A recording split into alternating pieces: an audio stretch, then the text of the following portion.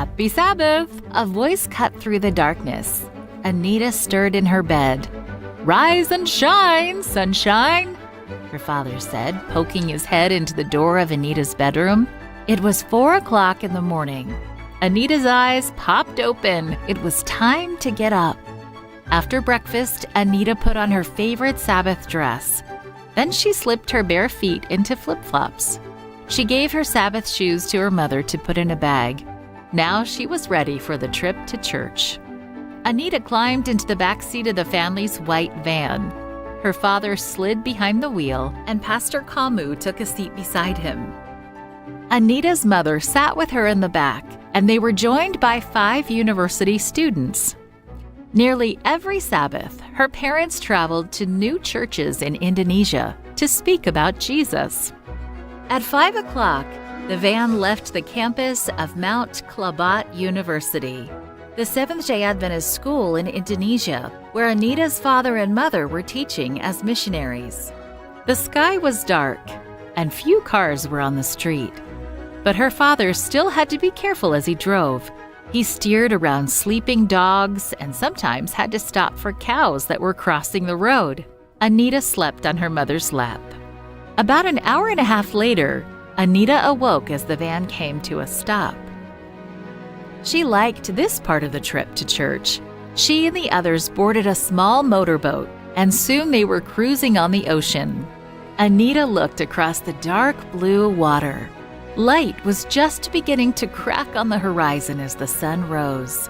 Warm, humid air rushed against her cheeks as the boat navigated gentle waves. After an hour, the boat docked on an island, and the group transferred to another boat for a 30-minute ride. Then they landed on yet another island, dotted with coconut trees amid a lush green jungle.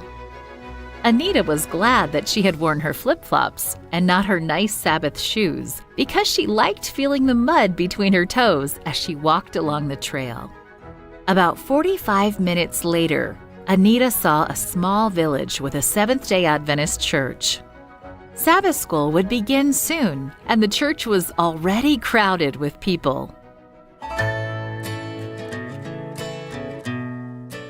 The people greeted Anita and the others with delight. Grandfathers and grandmothers smiled broadly.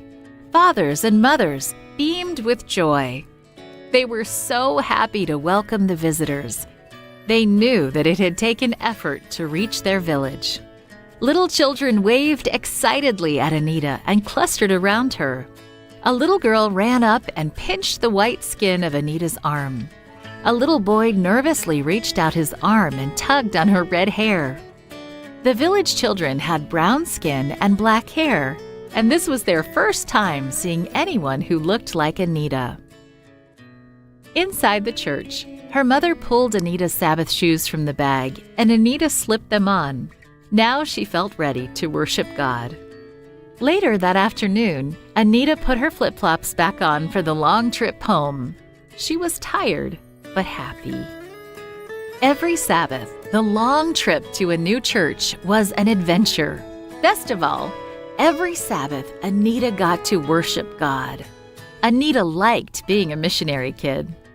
This story happened nearly 40 years ago, but missionary kids today still make adventurous trips to church thanks to your World Mission offerings.